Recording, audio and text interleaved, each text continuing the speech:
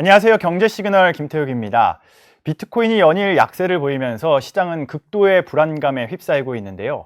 공포에 투자하라는 말처럼 과연 지금이 투자의 절호의 기회일지 아니면 철저히 피해야 할 지점일지 오늘 원더프레임 김동환 대표와 함께 이야기 나눠보겠습니다. 어서 오세요. 네, 안녕하세요. 대표님, 이 최근 비트코인 관련 이슈들을 하나씩 짚어가면서 이야기를 좀 해봐야 될 것 같아요. 먼저 비트코인이 나스닥과 동조화되면서 AI 거품론이 이 비트코인의 중요한 변수가 되고 있잖아요. 간밤에 미국 기술주가 급락을 했습니다. 이거 어떻게 해석을 해야 될까요? 간밤에 일단 기술주 급락은 기술주의 급락이라기보다는 이제 오라클이라고 하는 굉장히 특수한 회사의 문제가 좀 생겨가지고 지금 오라클의 CDS 프리미엄이라고 해서 보통 이제 부도가 날 확률이 높아지면 요 수치가 이제 높아지는데요. 요게 최근에 이제 상당히 많이 높아졌어요.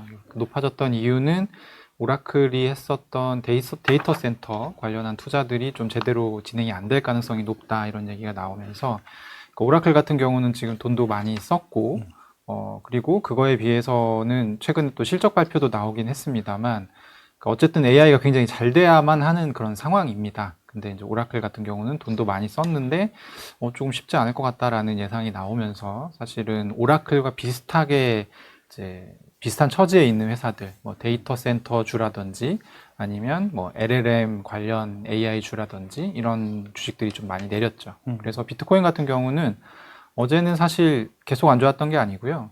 9만 달러 위로 잠깐 올라갔었어요. 그랬는데 갑자기 오라클 관련한 기사가 나오기 시작하고 그러면서 분위기가 굉장히 안 좋아지고 그러면서 또 다시 이제 하락으로 반전이 되는 그런 진행이 있었습니다.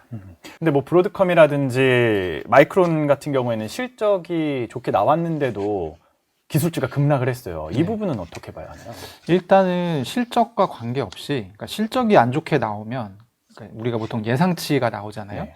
예상치보다도 안 좋은 실적이 나오면 그건 정말 큰일이 나는 거고, 요즘에는 이제 어떤 상황이냐면 실적보다 좋아도, 그러니까 우리가 이제 예상한 거보다 또 진짜 예상치라는 게 또 따로 있더라고요. 그래서 이게 충분히 많이 상회가 되지 않으면 또 불안하다 해서 내려가는 경우들도 있고, 그리고 첫 번째로는 이제 그런 경우들이 있을 거고, 두 번째로는 이제 어제 같은 경우는 마이크론 실적이 굉장히 좋게 나왔죠. 네. 그럼에도 불구하고 굉장히 안 좋았단 말이에요. 가격이 회복이 안 됐는데, 마이크론 같은 경우는 AI 주로 분류가 되긴 하는데, 주로 말하자면 메모리 반도체를 만드는 기업이고요.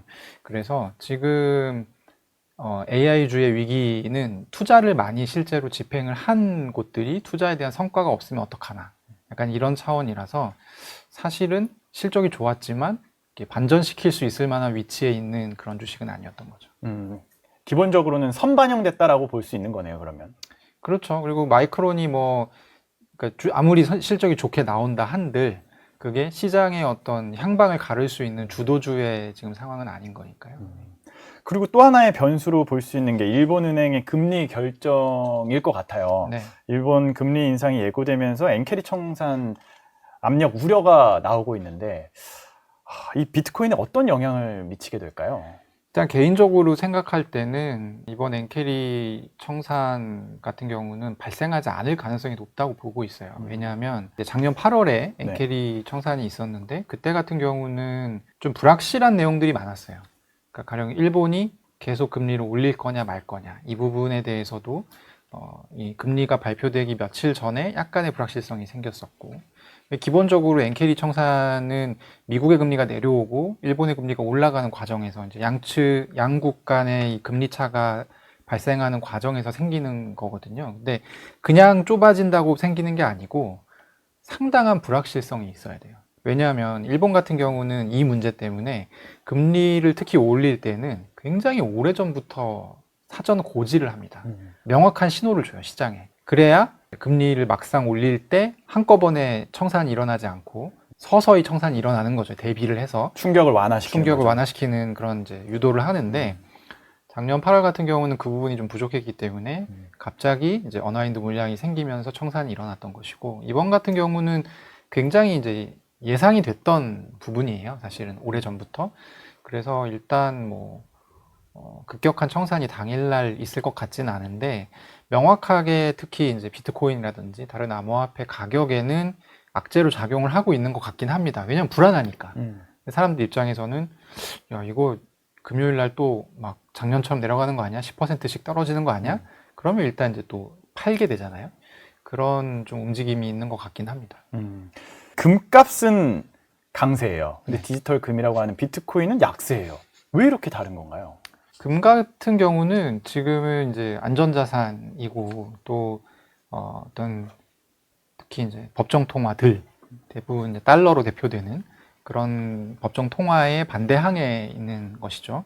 왜냐하면 최근까지만 해도 세계 각국이 글로벌 M2라든지 이런 게 굉장히 빨리 늘어나고 통화량도 많이 늘어나고 또 금리 인하도 적극적으로 해왔었고 미국도 적극적이진 않았지만 어쨌든 금리 인하를 몇 차례 했단 말이에요. 그런 부분들이 좀 반영이 되면서 금값 같은 경우는 이제 특히 금 속성이 특수한 어떤 이 가격대를 위로 돌파를 하게 되면 계속 경향적으로 좀 올라가는 그 습성이 있어요. 과거의 가격 특성들을 보면 그런 부분들이 이제 합치돼서 그렇게 나온 것 같고 비트코인은 디지털 금이라고는 불리긴 하는데 최근의 가격 흐름을 보면 디지털 금, 그러니까 금이랑 비슷하게 움직인다기보다는 오히려 나스닥이랑 굉장히 상관관계가 높게 움직여 왔었죠. 그래서 자연스러운 결과가 아닐까 싶습니다. 네. 그러다 보니까 자연스럽게 이 캐시우드의 분석도 눈길이 갑니다. 금값이 1980년대처럼 장기 하락하고 비트코인이 금보다 나을 것이다 라고 이야기를 했어요. 1980년 금값이 5년간 67% 폭락했던 사례를 들었는데 내년에 어떻게 이렇게 좀 달라질 수 있을 것 같으세요? 캐시우드 같은 경우는 뭐 먼저 좀 말씀드리고 싶은 거는 이분은 이미 자기의 많은 포트폴리오가 디지털 자산 쪽에 묶여 있어요. 그래서 어떻게 보면 이해관계자입니다.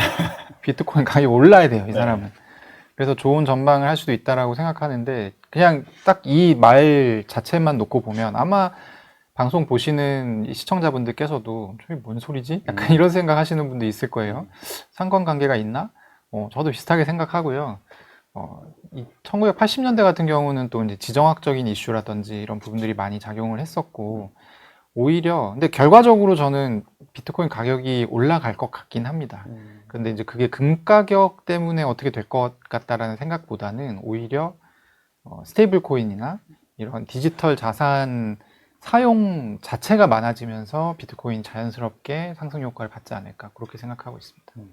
이 캐시우드가 근거로 된 것 중에 또 하나가 트럼프의 감세 정책이 내년에 더 확대될 것이다. 그러니까 유동성이 더 확대될 것이다 라는 근거를 들었어요. 그리고 오늘 트럼프 대통령이 취임 1주년 연설을 했었는데 거기에서도 유동성 확대에 대한 내용들이 많이 나왔습니다. 내년 봄에 최대 규모의 세금 환급이 일어서 전례 없는 경제 붐이 올 것이다. 그리고 차기 연준 의장 금리 낮추는 사람이 될 것이다 라고 하면서 유동성 확대 신호를 계속해서 보내고 있거든요. 이런 게 내년 비트코인 가격에 크게 영향을 좀 미치게 될까요? 일단은 먼저 말씀드리고 싶은 건 아마 오늘 가격대로 보면 비트코인이 연초 대비 한 8% 정도 하락한 가격일 겁니다. 네. 근데 이제 올해 미국도 몇 차례 금리 인하를 했고, 세계 각국들은 특히 이 관세 전쟁 시작했을 구간 즈음부터 해서 굉장히 공격적으로 금리를 많이 내렸거든요. 그래서 미국뿐만 아니라 글로벌리 유동성이 굉장히 확대된 약간 그런 상황이라고 볼 수 있어요. 그리고 트럼프 대통령이 취임한 이후로는 스콧 베센트 재무장관이 또 이제 미국 정부에서 나름대로 또 돈을 써야 되니까 단기채 중심으로 좀 발행을 많이 해서 그것도 이제 유동성이 풀렸다라고 볼 수 있고 전반적으로 봤을 때는 유동성 환경 자체는 더 완화적인 환경인데 비트코인 가격은 거꾸로 내려갔단 말입니다. 네. 그래서 이게 그냥 유동성 하나만 가지고 판단해 볼 수 있는 문제는 아닌 것 같고요. 그러니까 과거에는 지금도 그렇지만 비트코인이 어떤 유동성의 상징 같은 존재로 여겨졌는데 그때는 그러니까 사실 무대에 비트코인밖에 없었어요. 그러니까 비트코인이 비교적 신종 자산이고 그리고 컨셉 자체가 위험 자산들이랑도 같이 움직이고 또 디지털 금이기 때문에 달러가 또 약세가 되면 이 비트코인이 강세가 되고 뭐 이런 게 있어. 뭐 약간 이런 컨셉이었던 거죠. 해석하기 나름이었던 네, 거죠. 그렇죠, 그렇죠. 근데 지금 같은 경우는 무대에 비트코인 혼자 있는 게 아니고 강력한 라이벌이 있어요. AI 주식이라고 하는 라이벌이 있고 지금 미국이 하는 걸 보면 온통 AI 얘기밖에 안 하거든요. 그리고 특정 이렇게 AI 산업이라는 특정 산업군을 제가 지금 투자를 대략 한 2000년 정도부터 시작했는데 제가 투자한 이후로 미국이 이렇게 한 산업에 몰빵을 한 경우는 없었던 것 같아요. 그만큼 그러니까 밀어주고 있다는 거죠. 즉 AI 주식의 미래는 곧 미국의 미래와 다름이 없고, 그럼 이제 투자자들 입장에서 생각해 볼 때 아무도 뒤에서 밀어주지 않는 비트코인을 살 거냐, 아니면 약간 지금 높이 올라간 것 같긴 하지만 어쨌든 미국이 자기 운명을 걸고 밀고 있는 AI 주식을 살 거냐, 요 문제가 있는 것이죠. 그러니까 유동성이 많은데 그 유동성이 어디로 갈 거냐, 선택의 여지가 있는 문제이기 때문에 과거처럼 유동성이 많다고 해서 물론 이제 약간의 반사 효과는 보겠지만 비트코인만 그 혜택을 볼 거다라고 얘기하기는 어렵다는 것이죠. 이렇게 비트코인이 급락을 하다 보니까 다양한 이야기들이 좀 쏟아지고 있는 것 같아요. 뭐 오늘 기사에 나왔던 것 중에 하나이긴 한데, 블룸버그에서는 이번 하락은 과거와 다르다, 뚜렷한 악재가 없다라고 네. 이야기를 했어요. 그 예를 든 게 2014년에는 대형 해킹이 있었고, 2018년에는 신규 암호화폐 발행 거품이 있었고, 22년에는 FTX 등 거래소 도산이 있었거든요. 이렇게 큼직큼직한 사건들이 있었는데 올해는 그게 없다라는 분석인 거예요. 이 부분은 어떻게 보세요? 저는 일단 현업자로서는 약간 동의하기가 어려운 게, 명확한 계기를 하나 대라고 하면 10월 10일에 그때가 이제 무슨 날이냐면 트럼프 대통령이 중국에 100% 추가 관세를 다시 매겨야 될 것 같다는 얘기를 한 날이에요. 네. 그래서 2차 관세 전쟁이 터지나 했던 날이고, 그날 암호화폐와 이 디지털 자산군이 굉장히 많은 하락을 했습니다. 그냥 하락을 한 게 문제가 아니라 이날 하루에 거의 한 200억 달러 가까운 돈이 청산이 됐어요. 그래서 200억 달러면은 꽤 큰 돈입니다. 한국 돈으로 하면 뭐 대략 한 2, 30조 정도 되는. 그래서 그때부터 유동성이 상당히 조금 결핍된 상태가 지금까지도 계속 이어져 오고 있고요. 그리고 또 중간에 무슨 일이 있었냐면, 미국 단기금융시장의 이 어떤 유동성이 굉장히 경색되는 문제가 있었죠. 그래서 보통 이제 유튜브에도 그런 얘기 많이 나오죠. SOFR 금리가 상당히 이상하게 많이 올라가 있다. 연준이 지금까지 양적 긴축하고 있었거든요. 몇 년 동안.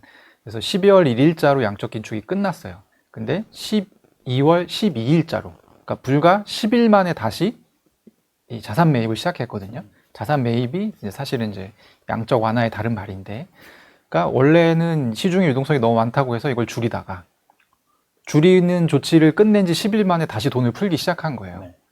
이런 상황이 될 정도로 사실은 미국 단기금융 시장의 유동성이 안 좋았다라고 얘기를 할 수가 있고, 이런 부분들이 비트코인 가격에는 영향을 많이 미쳤죠. 그러면은 이 최근 비트코인 약세 또 다른 원인으로 이 달러 강세를 꼽을 수 있잖아요. 네. 과거 데이터를 보면은 달러 강세 국면에서 비트코인이 약세를 보였었는데 내년에도 달러 강세가 지속이 될 거라고 좀 보시나요? 어떻게 좀 이 비트코인과 연동이 될지 궁금해요. 이게 달러 강세가 약간 상대적인 것 같아요. 그러니까 이제 한국 같은 경우는 지금 환율 얘기 누구나 지금 요즘 많이 하고 있지 않습니까? 맞아요. 그러니까 한국 같은 나라에는 이게 굉장히 강력하게 작용을 하고 있고, 또 반대로 중국 같은 나라에는 좀 덜 부담스럽게 작용을 하고 있죠. 유럽이라든지 네. 유로화라든지. 그러니까 상대적인 강세가 좀 있는 것 같고요. 물론 달러 강세가 있긴 한데 이게 달러 인덱스 기준으로 얘기해 보면 지금 딱히 비트코인은 그렇게 제약적인 수준은 아니에요. 과거와 대비했을 때, 가격 대비 달러 인덱스가 지금보다 높았을 때 비트코인 가격이 지금보다 높았던 시절도 있고, 그래서 하나의 요소는 될 수 있지만 요것만 가지고 얘기하기는 또 쉽지 않다. 그리고 이제 내년에 아까 제가 잠깐 스테이블 코인 얘기 드렸는데, 스테이블 코인이 내년에 좀 늘어나게 되면 저는 스테이블 코인이 세계 경제에 악영향을 미치는 첫 번째 단계가 굉장히 이 원래 가치가 약한 약세 통화들이 더 약해질 거라고 생각하거든요. 왜냐하면 이걸 사용하게 될 거기 때문에, 현지 통화가 아니라 스테이블 코인이 현지 통화의 이 자리를 대체하게 될 거기 때문에, 그러면 현지 통화의 어떤 이 규모, 생태계 규모 자체가 쫄아들면서 당연히 통화는 더 약세로 가게 되는 것이죠.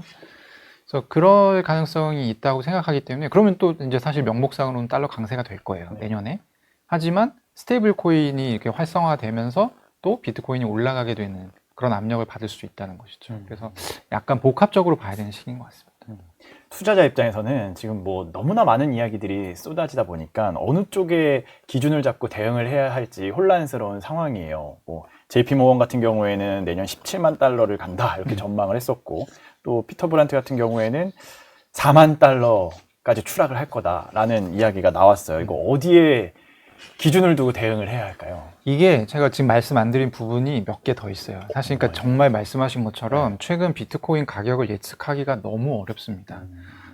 일단 비트코인 같은 경우는 지금 이제 연초 대비해서 한 8% 정도 빠졌다고 얘기했잖아요. 근데 8%를 그냥 다이렉트로 내려간 게 아니고 올라가는 구간이 있었어요. 그래서 올해 9월 정도에 12만 6천 달러 정도까지 올라갔었거든요. 이제 거기가 지금 현재 고점인데, 올라갈 수 있었던 이유가 뭐냐면 비트코인이나 아니면 다른 디지털 자산들을 전략적으로 매수하는 DAT 기업이라는 게 생겼어요. 대표적으로 이제 스트래티지, 그리고 이제 한국의 서학개미들도 많이 매수한 이 비트마인이라고 하는 이더리움 모으는 기업이 있습니다. 이런 기업들이 기업의 탈을 쓰고 사실은 코인을 엄청 열심히 샀던 거예요. 그래서 그 매수세와, 그리고 전통적으로 이제 비트코인 현물 ETF, 이더리움 현물 ETF로 또 다른 기관 투자자들 매수세가 들어오면서 사실 미국에 있는 기관 투자자들 자금으로 그 고점을 갔다 왔다라고 봐야 돼요. 근데 지금 상황이 어떤 상황이냐면, 일단 DAT 기업들이 이 비트코인과 이더리움을 자기 돈으로 사는 게 아니라 보통은 주식을 팔아서 삽니다. 증자를 하거나 아니면 뭐 이제 사모 계약 같은 걸 맺어가지고 펀딩을 해서 사는데, 지금 이 펀딩이 안 되는 수준까지 가격이 내려갔어요. 그래서 DAT 기업들의 매수세가 예전만 하지 못하다. 이게 이제 첫 번째 걸림돌입니다. 그리고 두 번째는 상황이 이렇다 보니까 지금 ETF로도 돈이 들어오기보다는 빠지고 있어요. ETF 안에 들어가 있던 비트코인이 현금화되고 있어요. 그럼 이제 시중에서 당연히 매도가 많이 나오겠죠.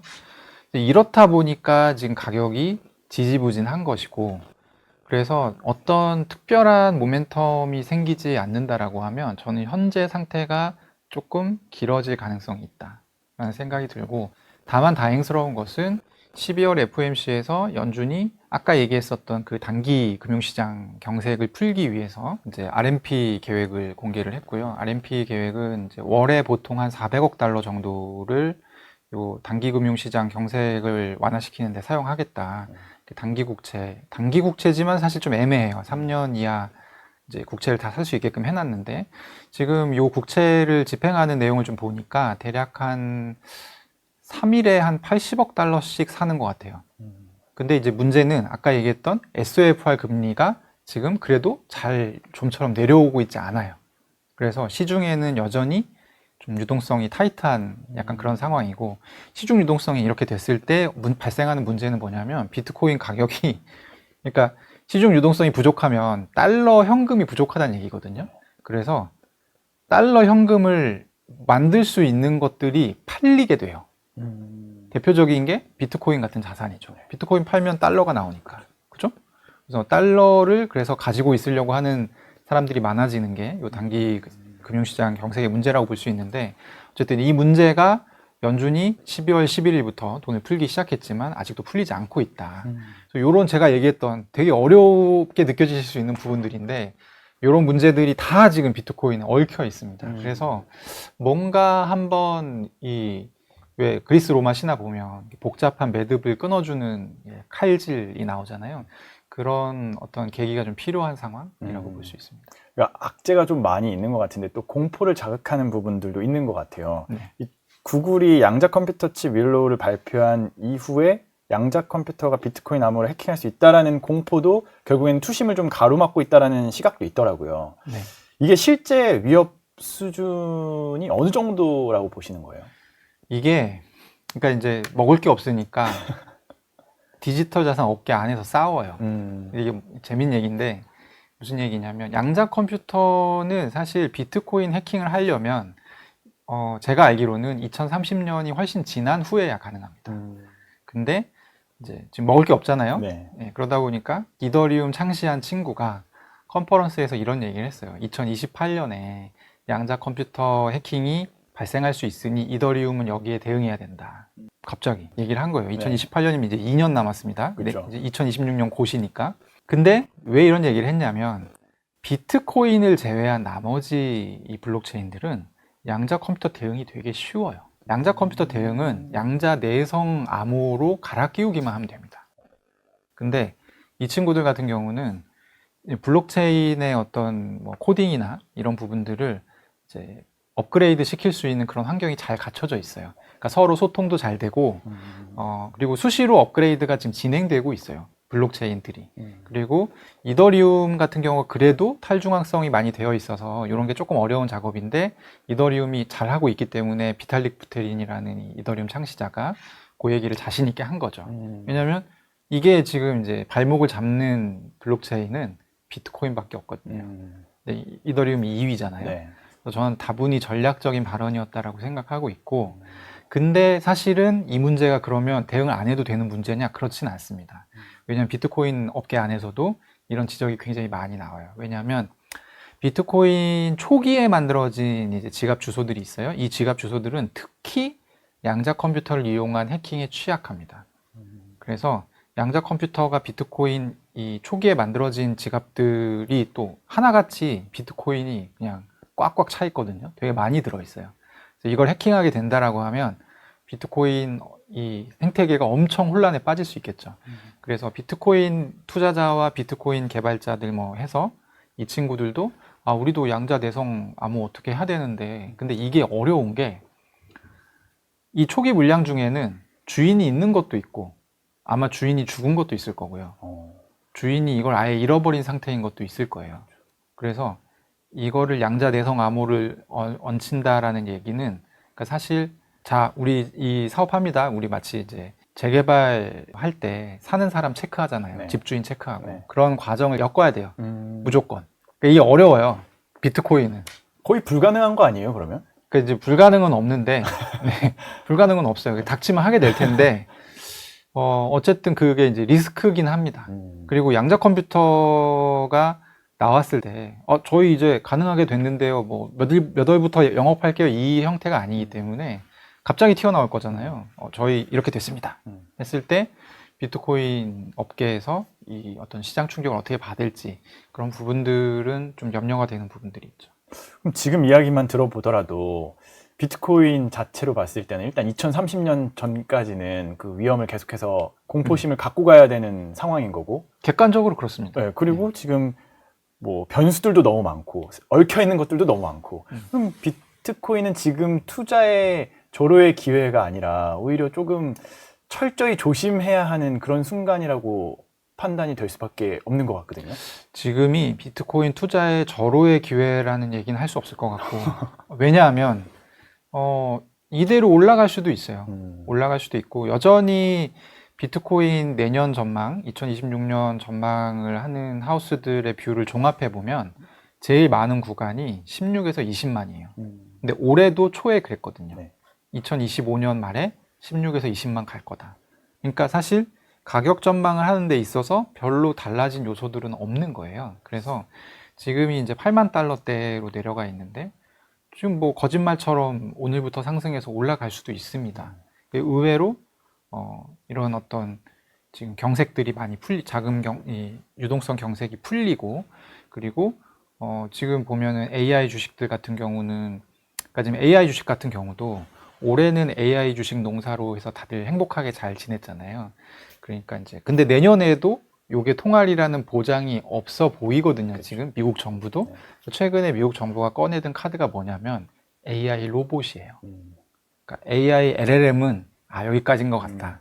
근데 인공지능을 사용해서 그걸 로봇이랑 결합을 시키면 생산성이 어마어마하게 늘어날 거고, 당장 뭐 테슬라가 지금 로보택시 한다고 하지 않습니까? 네. 그런 것도 일종의 그 로보틱스라고 볼 수 있고, 그래서 이제 요쪽도 키워봐야 돼, 산업을. 그러면 또 이쪽 주식이 올라갈 거 아닙니까? 그러면 비트코인 같은 경우는 올해는 AI 주식에 치이고 내년에는 로봇 주식에 치이고 이런 상황이 만들어질 수도 있어요. 그래서 불확실한 상황이기 때문에 지금이 투자의 최고 적기라고 말할 수는 없는데, 어쨌든 이제 비트코인 투자를 지금까지 하셨던 분이라든지 지금 포지션을 갖고 계신 분들 입장에서는 좀 고민을 하셔야 되는 측면이 있죠. 이 포지션을 내가 어느 순간까지 이제 어느 정도 이게 과거의 비트코인은 그냥 우상향 자산이었기 때문에 그냥 들고 있으면 됐습니다. 들고 있으면 됐는데 여기서 내가 뭐 익절을 해야 되나? 뭐 이런 부분들을 좀 고민할 필요는 있을 것 같아요. 하나 더 또 궁금해진 게 내년에도 AI 관련된 투자 미국에서는 계속해서 이끌어 갈 텐데 트럼프 가문의 가상화폐 자산이 손실이 크잖아요. 네. 그럼 이거를 어떻게든 만회하기 위해서 트럼프가 힘을 쏟지 않을까라는 기대를 가질 수도 있지 않을까라는 생각이 들거든요. 근데 오늘 연설에서 그래도 비트코인 가상자산 관련해서 이야기를 조금이나마 하지 않을까라고 했는데 전혀 하지 않았어요. 이런 것들은 어떻게 좀 봐야 돼요? 예상됐던 부분이요. 그 며칠 전에 그 미국의 전략 그 보고서가 공개가 됐었어요. 근데 거기에 우리가 전략적으로 접근해야 되는 거 AI, 바이오, 뭐 로보틱스 뭐 이런 부분들이 들어가는데 원래는 거기에 블록체인과 디지털 자산이 있었거든요. 근데 빠졌어요. 그래서 명확한 겁니다. 그래서 미국은 정부 차원에서 이거를 당분간 육성하진 않겠구나. 근데 대신에 이제 어떤 조건이 있냐면 지금 미국 정부가 돈을 쓰려면 하다못해 아까 말씀드렸던 AI 로봇 주식에 이 주식을 키우려면 어쨌든 돈을 써야 될 거잖아요. 돈이 없잖아요. 그러면 돈을 마련하려면 이제 국채를 팔아야 돼요. 근데 국채를 사줄 사람도 없단 말이에요. 근데 이 국채를 사줄 되게 유용한 주체 중에 하나가 스테이블 코인 발행사들이에요. 그래서 저는 내년에도 그러니까 왜 제가 애매하다고 말씀드리는 게 그러니까 내려갈 것 같아요도 아니고 애매해요. 지금 딱 애매한데 왜냐하면 무조건 내년에 스테이블 코인의 시가총액은 상당히 크게 늘어날 겁니다. 그리고 이거랑 연결되어 있는 디지털 자산 시장이 커질 거예요. 지금도 그런 이제 추세가 나타나고 있고 트럼프가 정책적으로 신경을 안 쓴다고 하지만 그 사실 과거에 해놨던 거, 뭐 지니어스 액트라든지 이런 것들이 지금 돌아가고 있거든요. 그래서 스테이블 코인이 확대가 되게 되면 저는 비트코인 가격 자체는 자연스럽게 상승할 수밖에 없다라고 생각을 하고 있어서 그런 측면에서 봤을 때는 여전히 우상향적인 성향을 보일 거다. 근데 지금 되게 미시하게 얽혀 있는 그러니까 수급상으로 DAT 기업이 과거에는 매수 주체였지만 이제 삐끗하면 매도를 하게 될 수도 있는 상황이고 비트코인 현물 ETF 같은 경우도 과거에는 굉장히 든든한 이 믿을 구석이었지만 여기도 이제 투자자들이 기관 투자자든 뭐 개인 투자자든 수틀리면 그냥 현금화하는 거거든요. 그래서 이제 AI 로봇 같은 데다가 이제 넣는 거 아닙니까? 최근에 테슬라 많이 올랐잖아요. 그래서 그런 거예요. 그래서 이게 돈이 이동하는 게 너무 보이는데 어떻게 될지 알 수 없다. 근데 요 중간에 어떤 모멘텀이 있을 수는 있을 것 같습니다. 가령 오라클 때문에 지금 나스닥 크게 내렸잖아요. 그래서 실제로 회사 중에 도산하거나 파산하거나 굉장히 안 좋은 내용의 뭐 CDS 프리미엄이 갑자기 막 엄청나게 급등한다든지 이런 일이 생기게 되면 미국 주식시장에 조정이 일어날 텐데 그때 이미 조정이 된 상태인 비트코인이 상대적으로 좀 선택압을 받게 될 가능성이 있죠. 그러니까 내년에 AI 주식 그 AI 로봇 붐이 오더라도 온다 하더라도 그 중간중간에 이게 어떻게 진행이 될지는 예상하기가 좀 어렵다. 그래서 뭐 다 하고 나니까 좀 쓸데없는 얘기 같은데 지금은 예상하기가 어렵습니다. 이 예상하기 어렵다는 게 굉장히 많은 부분을 감안했을 때 내려지는 결론입니다. 그러면 간단하게 이 알트코인 시장 전망은 어떻게 보세요? 알트코인 시장은 좀 쉽지 않습니다. 왜냐하면 유동성 측면상 보통은 이제 순환매가 일어나거든요.